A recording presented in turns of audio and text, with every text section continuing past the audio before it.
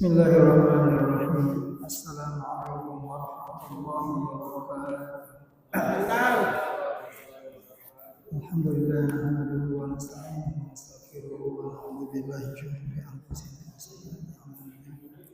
May yahdihillahu fala mudilla lahu wa may yudlil fala hadiya lahu. Asyhadu an la ilaha illallah wahdahu la syarika lahu wa asyhadu anna Muhammadan abduhu wa rasuluhu la nabiyya ba'dahu. Allahumma shalli wa sallim ala nabiyyina Muhammadin wa ala alihi wa sahbihi ajma'in. Allahumma anfa'na bima 'allamtana wa 'allimna ma yanfa'una. Fadlina azani Allah wa sama-sama dimuliakan oleh Allah Subhanahu wa taala. Kita bersyukur kepada Allah, alhamdulillah sampai hari ini Allah masih memberikan iman Islam sehat walafiat serta nikmat umur dengan hidayah dari Allah, sehingga Allah mudahkan kita melaksanakan kewajiban salat berjamaah dengan harapan sallallahu alaihi wasallam ibadah kita amal menjadi amal yang saleh yang akan memberikan kebaikan kita nanti pada hari kiamat dan akan memberikan timbangan kebaikan di yaumul mizan Allah. Salawat dan salam semoga tercurahkan kepada baginda Nabi Muhammad sallallahu alaihi wasallam dan kepada keluarga beliau, kepada sahabatnya yang mulia dan utama, dan semoga Allah memberikan kita istiqomah dalam iman Islam dan syariat Nabi kita sallallahu alaihi wasallam sampai akhir hayat kita, dan semoga Allah memberikan kita ridha untuk mendapatkan syafaat Allah dari beliau di hari kiamat. Hadirin hadirat jemaah masjid yang kita sama-sama memuliakan Allah Subhanahu wa taala. Kita melanjutkan pelajaran pembacaan kitab Syarah Usul Thalatha, yaitu tentang menjelaskan pembahasan tentang 3 landasan utama dalam kitab beragama, dan alhamdulillah kita sudah hampir selesai ya, tinggal 3 lembar lagi. Insyaallah selesai pembahasan ini. Mungkin kita akan lanjutkan kembali setelah pertemuan ini di tahun atau setelah Ramadan nanti, insyaallah. Kemarin telah kita membahas tentang bagaimana untuk memahamkan orang-orang yang mengingkari hari kebangkitan, bahwasanya kebangkitan itu adalah sesuatu yang pasti, dan orang-orang yang mengingkari kebangkitan itu adalah orang-orang kafir yang Allah menyebutkan dalam firman surat At-Taghabun ayat 7, za'ama alladziina kafaru an la yub'atsu qul bala wa rabbi latub'atsunna thumma latunabba'unna bima 'amiltum wa dzalika 'ala Allahi yasir. Orang-orang kafir menyangka alla yub'atsu, bahwasanya mereka itu tidak akan dibangkitkan.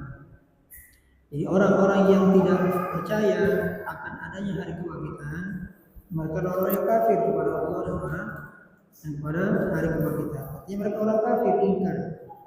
Qul bala wa rabbi, katakanlah wahai Muhammad, bala wa rabbi, bahkan demi Rabbku, latub'atsunna, kalian pasti benar-benar akan dibangkitkan, tsumma latunabba'unna, kemudian pasti benar-benar akan diberitakan bima amiltum, apa saja yang kalian kerjakan. Wa dzalika 'ala Allahi yasir, dan hal itu adalah mudah bagi Allah Subhanahu wa taala. Maka untuk membantah memberikan pemahaman mereka itu telah kita sebutkan, di antaranya kita ulang kembali dengan nyambung pasal berikutnya, bahwasanya perkara hari berbangkit itu bisa disaksikan dengan akal, ya. Mungkin untuk terjadinya. Ya, kalau orang kafir gak percaya dengan dalil, maka dengan akal pun mereka bisa,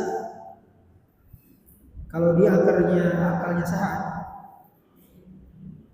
selamat, ya, maka seorang pun bisa akan meyakini dengan akal tersebut akan datangnya hari berbangkit. Sebagaimana kita sebutkan, setiap manusia itu, ya, dahulunya bahkan makhluk dahulu tidak ada. Yakunu makhlukan ba'da adam. Keadaan makhluk dahulu nggak ada.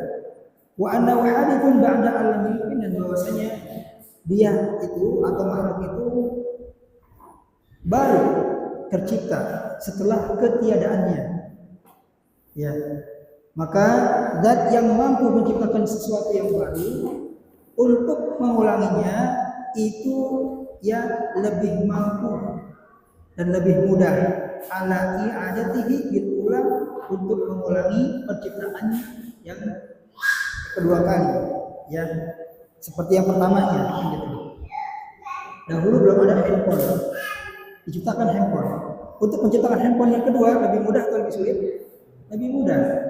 Dahulu tidak ada mobil, dibuatlah mobil. Menciptakan mobil mengulanginya untuk yang kedua kalinya mudah atau sulit? Lebih mudah.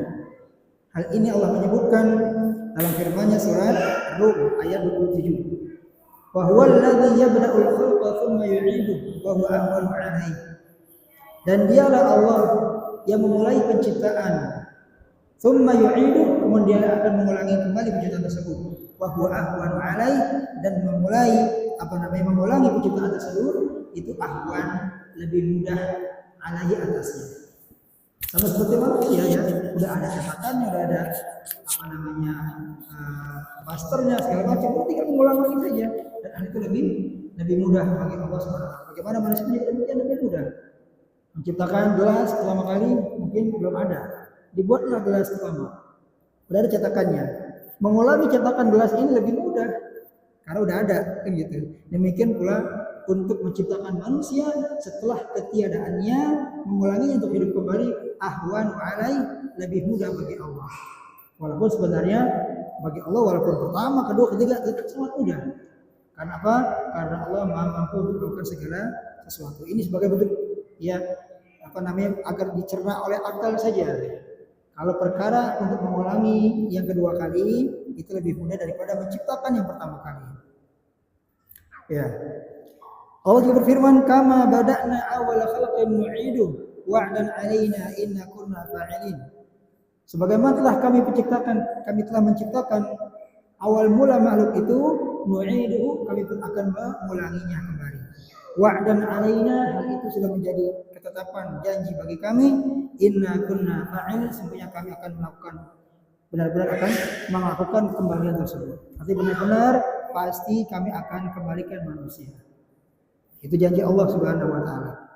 Jadi secara akal sudah ya bisa ya dipahami itu.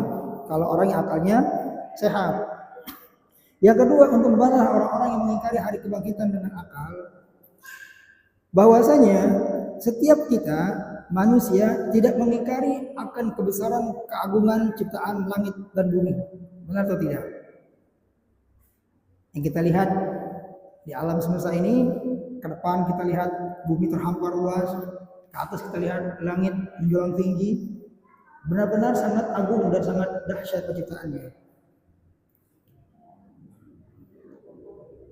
Falladhi khalaqahuma qadirun ala khalqin nasi wa 'ilatihim biqula. Maka kalau kita lihat langit yang begitu luas dengan segala galaksinya, bintang-bintangnya, planet-planetnya, makhluk yang di langit sana, ya sekarang apalagi zaman modern, seorang bisa mengetahui bagaimana keadaan di langit melalui bantuan ilmu teknologi canggih, kan begitu. Itu sangat dahsyat. Ya, jarak antara bumi dengan matahari dengan planet yang lainnya, galaksi satu dengan galaksi yang lainnya, bermiliar-miliaran tahun cahaya, masya Allah. Subhanallah, saking sangat jauhnya, sangat luasnya alam semesta ini. Kalau Allah mampu menciptakan langit dan bumi dan alam semestanya ini, maka untuk menciptakan makhluk yang lebih kecil daripada itu sangat-sangat mudah. Allah berfirman, la khalqus samawati wal ardi akbaru min khalqin nas. Ya, sungguh penciptaan langit dan bumi akbar, itu lebih agung, lebih besar, min khalqin nas, daripada penciptaan manusia yang kecil, seumit sedikit yang nggak kelihatan itu. Dibandingkan bumi, manusia nggak ada apa-apanya. Bumi dibandingkan matahari nggak ada apa-apanya. Matahari dibandingkan Bima Sakti nggak ada apa-apanya. Bima Sakti dibandingkan dengan apa lagi itu? Setiap galaksi punya klasternya ya masing-masing ya, masya Allah. Kalau kita lihat betapa luasnya alam semesta, kita hanya seperti sebutir debu di alam semesta ini. Kalau kita sebutkan debu ini ya sangat sombong, nggak mengakui keagungan penguasa pencipta alam semesta, itu sangat kebangetan ya.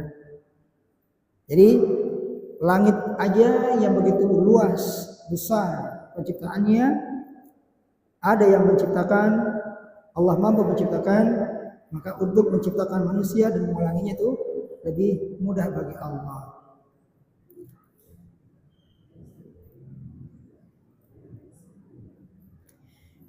Allah menyebutkan awalaysa alladhi khalaqa as-samawati wal arda biqadirin ala ay yakhluqa mithlahu.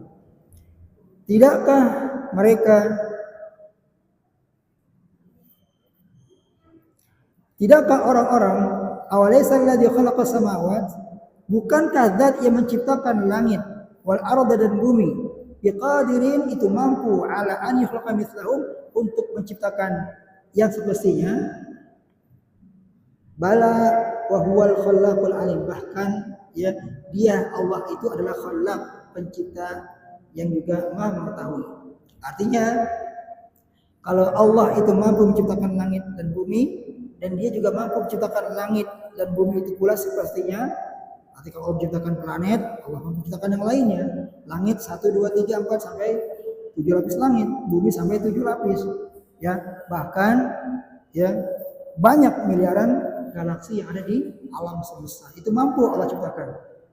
Innama amruhu idza arada syai'an ayyakula kun fayakun, karena sungguhnya amruhu perintahnya atau perkaranya adalah idza arada syai'an, kalau dia menginginkan sesuatu, an yaqula lahu, dia hanya mengucapkan kepada sesuatu tersebut, kun, jadilah engkau, fayakunu, maka jadilah ia. Jadi enggak perlu ribet. Allah itu kalau menciptakan hanya dengan perkataan. Jadilah langit, langit jadi. Jadilah bumi, bumi jadi. Tidak perlu ribet. Ya, kalau Allah mau, Allah hanya mengucapkan kun, jadilah engkau, fayakunu, maka jadilah hal tersebut. Itu kekuasaan Allah Subhanahu wa taala. Jadi seperti manusia dan makhluk yang lainnya. Menciptakan sesuatu butuh tenaga, butuh ya teknologi, bantuan yang lainnya tidak bisa menciptakan sendiri. Tapi Allah ya tidak butuh apa-apa, hanya mengatakan jadilah engkau, maka jadilah ya sesuatu tersebut. Kemudian bisa juga yang ketiga, untuk memahamkan orang-orang yang mengingkari hari kebangkitan, ya kita bisa menyaksikan al-arda mujdabah maitah. Bumi itu yang asalnya misalkan kita lihat yang mujdab, yaitu kekeringan, gersang, maita dan mati, tidak ada pepohonan padanya. Fa idza nazala al-matar, maka ketika Allah turunkan hujan, alaihi di atasnya, ahsabat, maka bumi tersebut ya dia bergerak. Wa hayyu, dan juga hidup. Nabatiha, tumbuh-tumbuhannya, ba'dal mauti, setelah kematiannya. Artinya ketika bumi itu gersang, tandus, tidak ada tanaman, lalu Allah turunkan hujan, maka bumi itu pun bergerak dan hidup menumbuhkan pepohonan, tanam-tanaman. Wal qadiru ala ihya'il ardi ba'da mautiha qadirun ala ihya'il mauta wa ba'tsihim. Maka zat yang mampu menghidupkan bumi setelah matinya, itu pun juga mampu menghidupkan orang mati ya, dan membangkitkan mereka. Allah menyebutkan dalam firman-Nya, wa min ayatihi annaka taral arda khashi'ah, dan di antara tanda-tanda kekuasaannya engkau melihat bumi itu khashi'ah, tandus, ya gersang.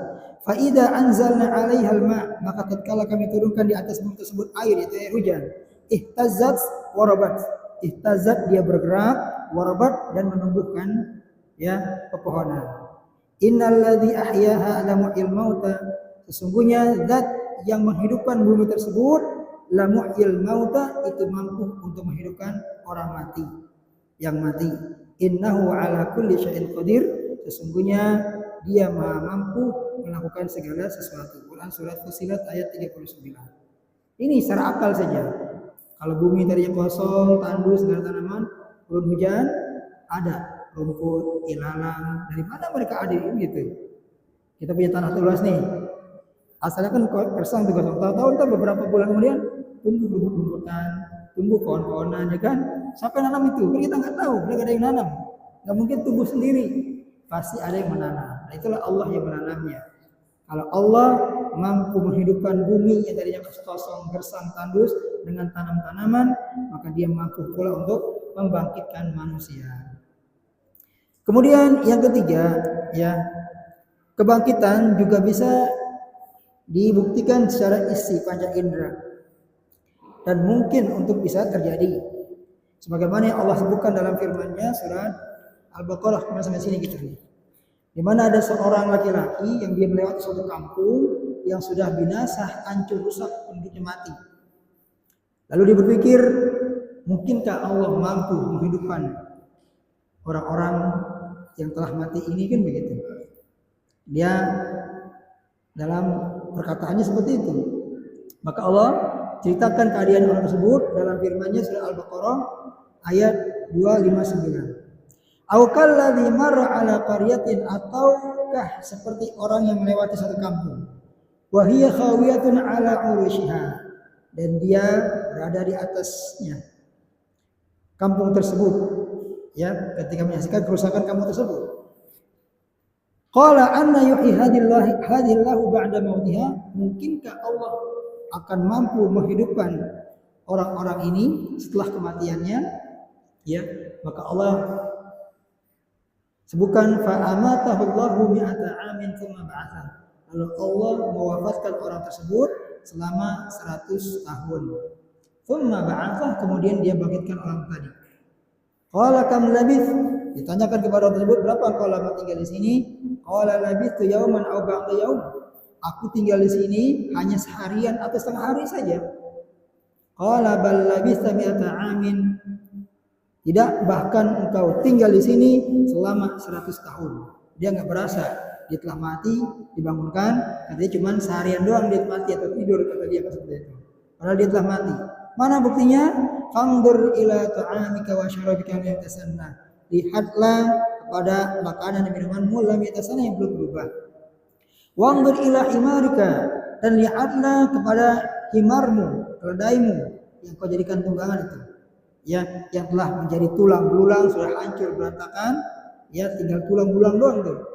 Walinaj'alaka ayatan linnas, dan kami akan menjadikan engkau sebagai bukti tanda-tanda kekuasaan kami untuk manusia.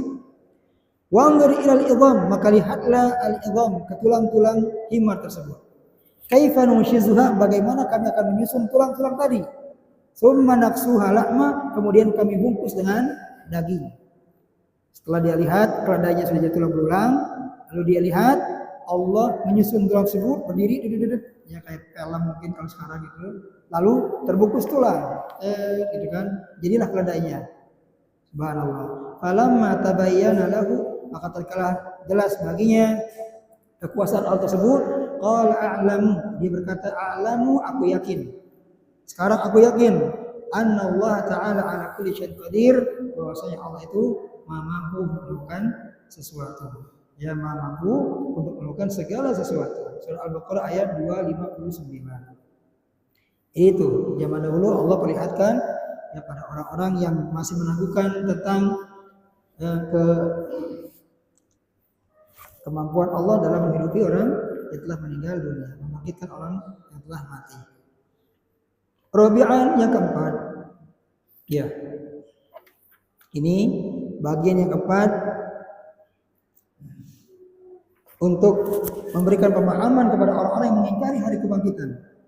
Kata Syekh, annal hikmata taqtadi al-ba'tsa ba'da al-mauti litujaza kullu nafsin bima kasabat. Bahwasanya hikmah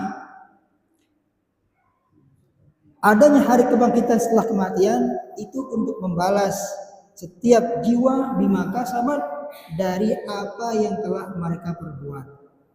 Walaula dzalika lakana khalqun nasi abasan la qimatalah. Kalaulah bukan karena hal tersebut, yaitu tidak adanya pembalasan untuk manusia terhadap apa yang telah mereka perbuat, ya, lakana khalqun nas abasan la qimatalah, maka penciptaan manusia itu adalah hal yang sia-sia, tidak ada nilainya. Jadi buat apa ciptakan manusia kalau dia tidak diberi balasan atas kebaikan yang dilakukan, atas keburukan yang dia perbuat? Ngapain kan gitu? Udah hidup aja seperti hewan. Wala hikmata minhu, tidak ada hikmah. Ini nggak mungkin. Walam yakun bainal insani wa bainal bahaim farqun fi hadhil ayat. Dan kalau begitu, tidak ada bedanya antara manusia dengan hewan ternak. Perbedaannya di dunia ini, di kehidupan ini. Sama aja kalau begitu. Kalau tidak ada hari kebangkitan, sama manusia dengan hewan.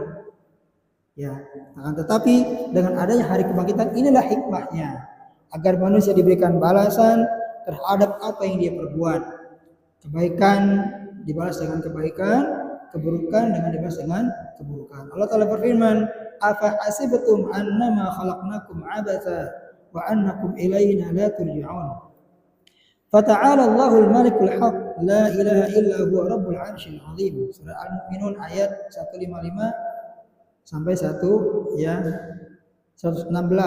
Nih, dicek lagi tuh ayat ini 155 atau 115 sampai 116 ya. Apa asibtum annama khalaqnakum abatha? Apakah kalian mengira bahwasanya kami menciptakan kalian itu abatha, secara sia-sia, main-main saja? Wa annakum ilaina la turja'un, dan bahwasanya kalian tidak dikembalikan kepada kami. Fata'ala Allahul Malikul Haq, maka Maha Suci Allah, Raja yang hak. La ilaha illa huwa rabbul arsyil karim. Tidak ada ilah yang berhak ibadah selain Dia. Rabb, yang pemilik Rabb arasy yang mulia. Maka nggak mungkin Allah menyebutkan apa asibtum, apakah kalian mengira kami ciptakan kalian buat main-main doangan tanpa adanya pembalasan, tanpa adanya kau kembali kepada kami? Tidak. Tapi semuanya ya penuh pertanggungjawaban. Kita dicipta oleh Allah, kemudian kita juga akan dibalas dengan segala perbuatan kita. Jadi Allah menciptakan kita bukan sia-sia, tapi penuh dengan hikmah dan tujuan. Kemudian Allah menyebutkan pula, inna sa'ata atiyatun akadu ukhfiha litujza kullu nafsin bima tas'a. Ini dia hikmah Allah bangkitkan nanti manusia setelah kematiannya. Inna sa'ah atiyah, sesungguhnya kiamat itu pasti datang, pasti terjadi. Akadu ukhfiha, aku menyembunyikan waktu kejadiannya, yaitu kiamat tersebut. Litujza kullu nafsin bima tas'a, agar dibalas setiap jiwa dari apa yang mereka perbuat, apa yang mereka kerjakan. Ya, ini banyak ayat yang menjelaskan tentang hari kebangkitan yang tujuannya untuk membalas setiap amal perbuatan manusia. Banyak ayatnya, sini banyak sekali sebutkan. Fa idza bayyinat hadhil barahin limunkaril ba'thi wa asarru ala inkarihim fahum mukabiruna mu'anidun wa saya'lamul ladzina zalamu ayyum qalbi yanqalibun. Maka ketika telah dijelaskan bukti-bukti ini baik secara akal ataupun nakal, ya, secara syar'i atau dari akli, ya, kepada orang-orang yang mengingkari hari kebangkitan, wa asarru ala inkarin, dan mereka tetap terus-menerus dalam keingkaran mereka, fahum mukabiruna mu'anidun, mereka itu orang-orang yang sombong lagi menentang. Wa saya'lamul ladzina zalamu, dan orang-orang yang zalim itu pasti akan mengetahui ayyamul qalbi yanqalibun, kemana tempat kembali mereka. Ya, ini kalau udah Allah berikan penjelasan secara terang benderang, diutusnya para rasul, kemudian juga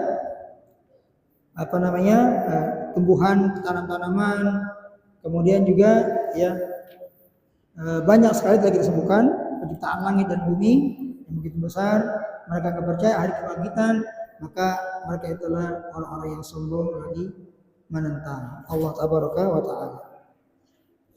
Ini diantara ya alasan atau bantahan buat mereka para penentang hari kebangkitan yang tidak percaya pada hari kebangkitan. Wa arsalallahu jami'al mursalin mubasysyirin wa mundzirin Wa dalilu qaulu ta'ala rusulan mubasysyirin wa mundhirin li'alla yakuna lin-nasi 'ala hujjatun ba'da rusul. An-Nisa 165. Kemudian setelah menjelaskan tentang hari kebangkitan, pengarang penyusun berpindah kepada topik yang lain. Wa arsalallahu jami'a rusul. Allah mengutus seluruh para rasul. Mubasysyirin wa mundhirin, untuk memberikan kabar gembira dan juga peringatan. Dalilnya adalah firman Allah Ta'ala, rusulan mubasysyirin wa mundhirin. Para rasul yang diutus untuk memberikan kabar gembira dan juga peringatan. Li alla yakuna lin-nasi 'ala Allahi hujjatun, agar tidak ada bagi manusia untuk beralasan, berhujjah di hadapan Allah ba'da rusul, setelah diutusnya para rasul kepada mereka. Nah, Allah mengutus para rasul kepada umat manusia ini untuk dijadikan hujjah, agar manusia nanti pada hari kiamat tidak ada lagi yang beralasan di hadapan Allah Subhanahu wa Ta'ala. Kenapa mereka disiksa? Mengapa mereka masuk neraka? Kenapa? Itu salah mereka, karena mereka tidak mengikuti para rasul yang diutus oleh Allah Subhanahu wa Ta'ala. Kemudian dijelaskan oleh Syekh Muhammad bin Shalih Al-Utsaimin rahimahullah taala, penulis ini menjelaskan, Syekh Muhammad At-Tamimi rahimahullah, bahwasanya Allah mengutus seluruh para rasul itu untuk mubasysyirin wa mundhirin, memberikan kabar gembira dan juga mengancam dengan peringatan-peringatan. Maksudnya adalah memberikan kabar gembira dengan surga Allah bagi siapa yang mengikuti para rasul tersebut. Dan mundhirin, memberikan peringatan kepada mereka kalau mereka ingkar, tidak patuh kepada para rasul tersebut, diancam mereka itu dengan api neraka. Ini firman Allah yang menyebutkan rusulan mubasysyirin wa mundhirin, mengutus para rasul sebagai pemberi kabar gembira dan pemberi peringatan. Yubasyiruna man ata'ahum bil jannah wa yundhiruna man khalaqahum bin nar. Rasul memberikan kabar gembira bagi siapa yang mentaati mereka dengan surga, dan memperingati mereka bagi siapa yang menyelisihinya binar, dengan api neraka. Jadi udah jelas tuh, siapa yang ingin selamat di akhirat setelah hari kebangkitan, dia ikuti para rasul tersebut. Tapi siapa yang menyelisihi para rasul tersebut, maka ancamannya adalah api neraka. Wa irsalur rusul lahu hikmatun 'azimah min ahamiha bal huwa ahammuha an taquma al-hujjah 'ala an-nasi hatta la yakunu lahum 'ala Allah hujjatun ba'da irsalir rasul atau rusul. Tujuan diutusnya para rasul itu mempunyai hikmah yang sangat agung, dan hikmah yang paling penting adalah agar atau untuk menegakkan hujjah kepada manusia, sehingga nanti di hari kiamat tidak ada lagi alasan untuk mereka setelah diutusnya para rasul. Ini tujuannya. Jadi jangan disalahkan nanti ketika Allah menghukum mereka dengan sebab kekafiran mereka. Kami tidak beriman kepada Allah, kami menyembah berhala, disesatkan oleh syaitan. Kenapa? Ya, salah mereka sendiri, karena mereka tidak mau mengikuti para rasul. Ini tujuannya. Ya Allah yakuna linnasi alla hujjatun ba'da rusul, agar manusia lagi itu tidak mempunyai hujjah, alasan di hadapan Allah nanti di hari kiamat setelah diutusnya para rasul.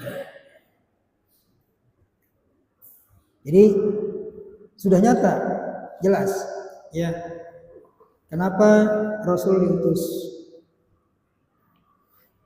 Kemudian wa awaluhum Nuhun alaihi salam wa akhiruhum Muhammad sallallahu alaihi wasallam.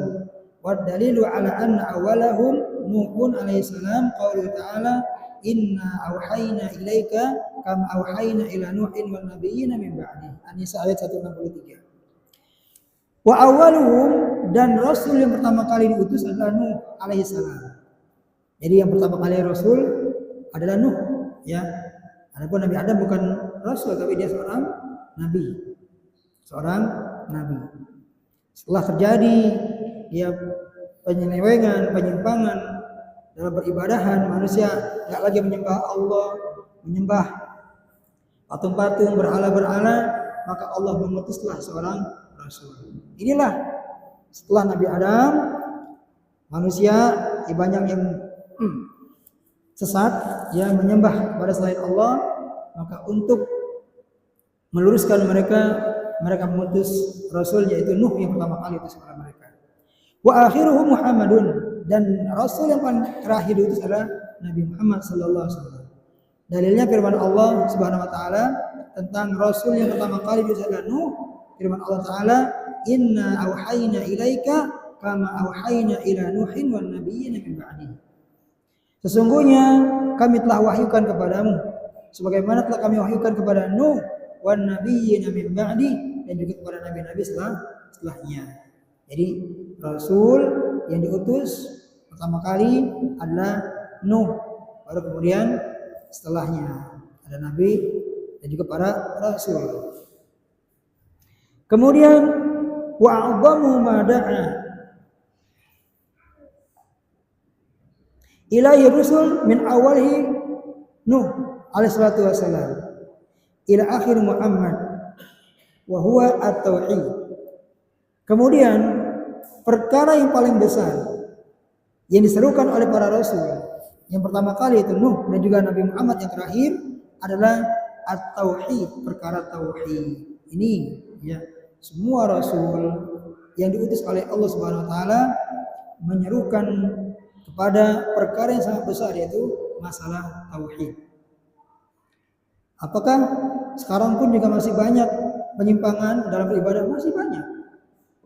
Jadi tauhid itu adalah seruan yang paling agung untuk mengembalikan manusia kepada sembahan yang hakiki, ketundukan yang hakiki, yaitu kepada Allah Subhanahu wa taala.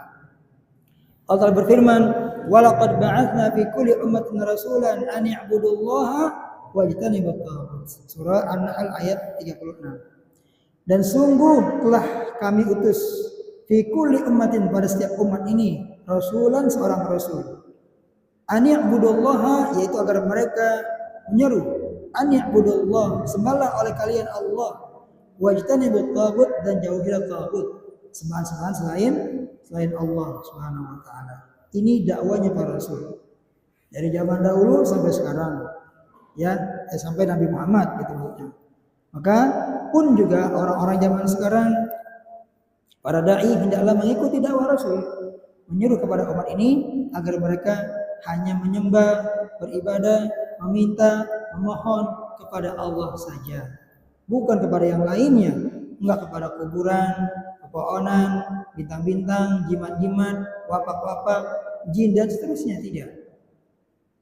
Ini menunjukkan bahwasanya ya, perkara tauhid ini sangat luar biasa, sangat agung. Sampai para rasul pun diutus untuk menegakkan, untuk mendakwakan tauhid ini. Dan yang lainnya, wa ma arsalna min qablika min rasulin illa nuhi ilaihi annahu la ilaha illa ana fa'budun. Dan tidaklah kami mengutus min qablika, dari orang sebelum kau ya Muhammad, itu min rasul, di antara para rasul, illa nuhi ilaihi, kecuali kami wahyukan kepadanya, annahu la ilaha illa ana fa'budun, bahwasanya la ilaha illa ana, tidak ada ilah Tuhan yang berhak diibadahi illa ana, kecuali aku, kata Allah, fa'buduni, maka sembahlah kalian kepada aku, sembahlah aku. Inilah semua nabi yang diutus oleh Allah sebelum Nabi Muhammad, mereka menyerukan kepada kaumnya, la ilaha illallah fa'budu. Hendaklah mereka mengucapkan la ilaha illallah dan menyembahlah Allah, ya, beribadahlah hanya kepada Allah Subhanahu wa taala. Dan sekarang masih banyak yang kita saksikan sebagai kaum muslimin, ya, masih percaya kepada selain Allah Subhanahu wa taala. Berbahaya, ya, ini kesyirikan. Saya ulang-ulang terus bahwasanya kesyirikan tidak bisa kita anggap remeh, karena hal inilah yang menghalangi kita dengan surga Allah Subhanahu wa taala. Terus menyebutkan, saya ulang-ulang terus dalam pertemuannya, man mata la yusyriku billahi syai'an dakhala al-jannah. Siapa yang meninggal dalam keadaan tidak berbuat syirik kepada Allah, dakhala al-jannah, maka dia masuk surga. Wa man mata yusyriku billahi syai'an dakhalan nar, dan siapa yang meninggal dalam keadaan berbuat syirik kepada Allah dakhalan nar, maka dia masuk neraka. Waliyadzubillah. Jadi sampai seperti itu syirik. Makanya Nabi dan para Rasul ya dengan rahmat kasih sayang Allah mengutus mereka untuk mengajarkan tauhid yang benar. Jangan sampai mereka salah beribadah, salah menyembah, salah meminta, kan begitu. Nah, sekarang kan banyak kita saksikan ketika mereka dilanda kesulitan, kesusahan, bukan dia minta kepada Allah, tapi apa? Minta kepada para wali, datang kepada mereka. Seperti itu. Kemudian datang kepada paranormal, dukun, bagaimana keadaan ini, di mana harta saya yang hilang segala macam. Ini kan juga mempengaruhi tauhid dia kepada Allah. Walaupun mereka mengaku beriman kepada Allah, tapi masih percaya kepada selain Allah. Ini musyrik namanya. Diancam. Innal ladzina kafaru min ahlil kitabi wal musyrikina fi nari jahannama khalidina fiha. Sesungguhnya orang-orang ahli kitab, Yahudi Nasara, wal musyrikin, dan orang-orang yang musyrik. Di Islam dia, tapi masih menyembah kuburan, sujud di depan para wali, para kuburan habib dan seterusnya, masih banyak seperti itu. Orang-orang musyrik berarti. Sama seperti orang-orang Arab jahiliyah, mereka percaya Allah, yang ngasih rezeki Allah, yang ngasih mereka kehidupan Allah, cipta langit dan bumi Allah. Tapi kenapa mereka minta kepada patung-patung atau bertawasul kepada patung-patung? Kenapa nggak minta langsung kepada Allah? Ya Allah, saya sakit. Ya Allah, saya banyak hutang. Ya Allah, saya sempit. Berikan kemudahan kelapangan. Kenapa nggak begitu? Kenapa harus melalui kesana kesini jauh-jauh, bawa harta, tenaga, ya kan, untuk berdoa? Jangan sampai kita punya anggapan Allah itu sama seperti presiden. Kalau kita minta kepada presiden nggak langsung, tapi melalui ajudan, menteri-menterinya dulu, enggak. Berarti kita sama menyamakan Allah dengan makhluknya. Ini bahaya. Allah menyebutkan, ud'uni astajib lakum. Doalah kepadaku, aku akan kabulkan. Sudah, lebih simpel, lebih mudah, lebih murah kalau kita tauhidnya benar. Udah, apa susahnya minta kepada Allah? Ini pesan Nabi Muhammad kepada Ibnu Abbas.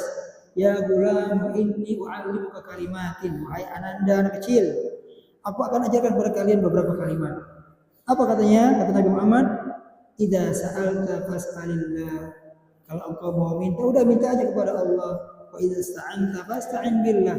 Kalau engkau minta pertolongan, minta perlindungan, mintalah pertolongan dan perlindungan kepada Allah saja. Sudah. Simpel kan? Gampang. Itulah tauhid. Ya, enggak perlu ribet-ribet harus menuju makam ini, makam itu, ke kuburan ini, kuburan itu. Tidak. Ya. Justru kita hanya minta langsung kepada Allah tanpa ada perantara. Ribet. Di Indonesia itu kan banyak birokrasi, kan begitu. Sini dulu, sana dulu, kan gitu. Nggak bisa langsung. Disamain Allah dengan presiden, pemimpin negara yang harus melalui birokrasi dulu sebelum bertemu penguasanya. Tapi tidak, kalau Allah enggak, simple, udah minta aja ya Allah. Di mana saja, kapan saja. Ya, lebih simpel. Itulah tauhid. Ya. Nah, ini harus kita pertahankan nih. Jangan sampai kita mati dalam keadaan kita punya keyakinan masih ada yang memberikan manfaat selain Allah. Baik cincin, jimat, kiai, habib, wali-wali yang gaib. Jangan. Kita tinggal dunia dalam keadaan hati kita hanya berserah kepada Allah. Hanya percaya yang mampu berikan manfaat mudarat hanya Allah. Inilah hati yang selamat. Yang menunjukkan yauma la yanfa'u malu wala banun illa man atallaha biqalbin salim.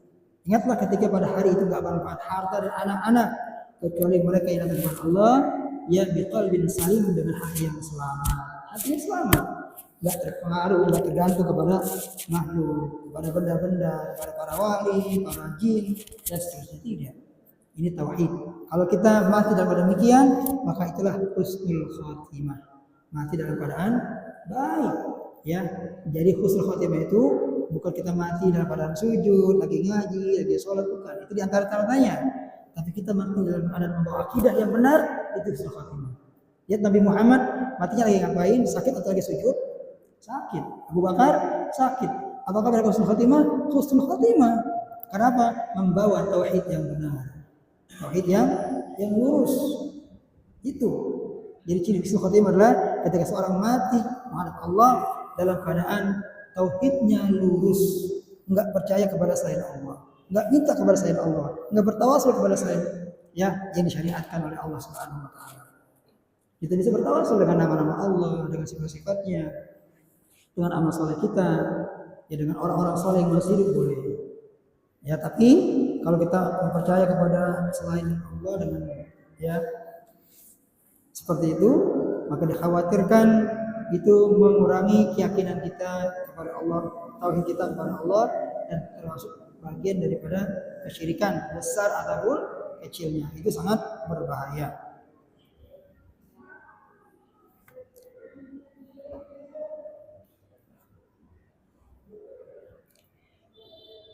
Kemudian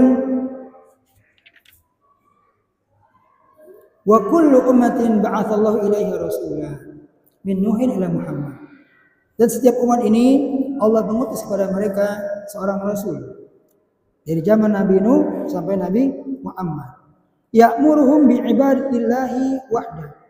Yang para rasul tersebut menyuruh umatnya bi'ibadatillahi wahda untuk beribadah kepada Allah saja. Wa yanhahum an ibadat taghut, dan juga melarang mereka dari beribadah kepada at-taghut, yaitu sembahan-sembahan selain Allah. Dalilnya firman Allah Ta'ala, wa laqad ba'atsna fi kulli ummatin rasulan an ya'budullaha wajtanibut taghut. Dan sungguh telah kami utus pada setiap umat ini seorang rasul, an ya'budullaha, yaitu agar kalian menyembah kepada Allah, wajtanibut taghut, dan juga menjauhi ya taghut, sembahan selain Allah. Sekarang apa itu taghut sendiri, kan gitu. Taghut itu bukan benda, hanya benda-benda saja. Diberikan pengertian oleh Imam Ibnu Qayyim rahimahullah taala, "Fat-taghut ma tajawaza bihil 'abdu haddahu min ma'budin aw matbu'in aw muta'in." Ini pengertian taghut. Yang diutus Nabi dan para rasul sebelumnya untuk beribadah kepada Allah saja dan menjauhi para taghut. Taghut itu adalah, kata Imam Ibnu Qayyim rahimahullah taala, ma tajawaza bil 'abd. Sesuatu yang melebihi batasan dari seorang hamba, ya, min ma'mudin, baik sesuatu yang disembah, au matbu'in, ataupun yang diikuti, au muta'in, ataupun yang ditaati, ya, ataupun yang ditaati. Maka ini adalah taghut.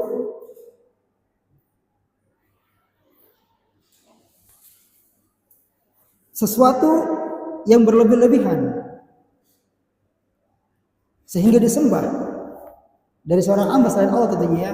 Maka ketika apapun dia disembah secara berlebih-lebihan, ya, tentu kalau sembah itu tidak boleh kecuali Allah. Tapi ada sesuatu disembah, orang disembah, benda disembah, ya, maka itu namanya taghut. Tapi nanti ada kriteria. Bagaimana kalau Nabi disembah? Bagaimana pengetahuan nanti ada syariah? Wa huwa radin, kalau sesuatu yang disembah dan dia ridha, maka dia taghut. Tapi kalau dia enggak ridha, maka dia bukan taghut namanya. Sebagaimana Nabi Allah Isa alaihissalam, Nabi Isa disembah oleh orang Nasara, dikatakan sebagai anak Allah. Apakah Nabi Isa ridha? Tidak. Ya, maka Nabi Isa bukanlah taghut. Tapi inilah para pengikutnya, para penyembah yang tajawaz, berlebih-lebihan dalam memuji mereka, memuji Nabi Isa, sehingga menyamakan Nabi Isa dengan ya Tuhan, bahkan anak Tuhan. Ini merupakan sebuah kebatilan dan penyimpangan yang luar biasa dalam masalah akidah. Maka ketentuannya adalah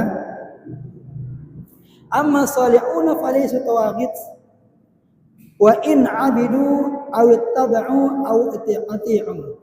Maka orang-orang saleh, mereka itu bukan taghut, meskipun mereka itu disembah atau diikuti atau ditaati. Fal asnamul lati tu'badu min dunillah wa taghut. Adapun asnam, inilah patung-patung, benda-benda yang diibadahi selain Allah, maka dia adalah tagut. Ya, Nabi Isa bukanlah tagut. Tapi kalau patung-patung itu adalah tagut yang disembah selain Allah. Disembah selain Allah. Karena tadi manusia pun jadi tagut ketika dia disembah dan dia ridha bahkan menyuruh orang untuk menyembah dirinya, maka dia sebagai tagut. Seperti siapa? Fir'aun. Ini tajawuzul had, melampaui batasannya sebagai manusia. Dia menyuruh orang-orang untuk menjadikan diri sebagai Tuhan. Dia berkata, qala ana rabbukumul a'la. Aku adalah Tuhan kalian yang paling tinggi. Ini kata siapa? Kata Fir'aun. Maka Fir'aun adalah tagut karena dia menyuruh orang-orang untuk menyembah dirinya. Tapi kalau Nabi Isa walaupun disembah, Nabi Muhammad walaupun disembah oleh orang manusia, bukanlah tagut karena Nabi Muhammad tidak pernah ridho. Karena Nabi enggak pernah ridho dirinya disembah. Bahkan mereka menentukan menyembah wa'budullah wajtanibut tagut. Inilah para nabi mengatakan, sembahlah kalian ya Allah dan jauhilah para tagut. Ini dakwah mereka. Tapi kalau mereka disembah, ya maka mereka bukan tagut. Sama seperti wali-wali misalkan. Wali-wali itu bukan tagut, tapi yang menyembah wali itulah orang-orang yang menyembah para wali, orang-orang soleh, maka mereka lah orang-orang yang menyimpang. Orang-orang menyimpang.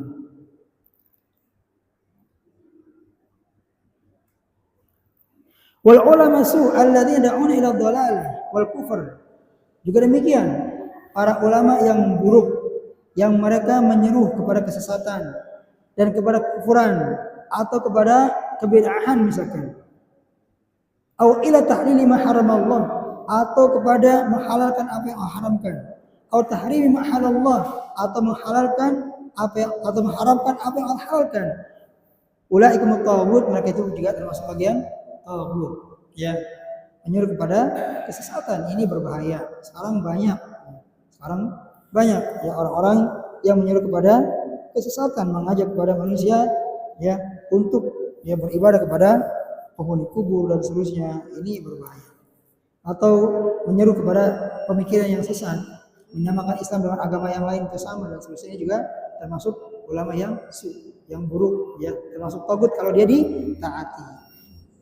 Demikian insyaallah kita akan sambung lagi nanti pada pertemuan berikutnya tentang tipe-tipe pemimpin ya dan seterusnya, insyaallah akan kita bahas.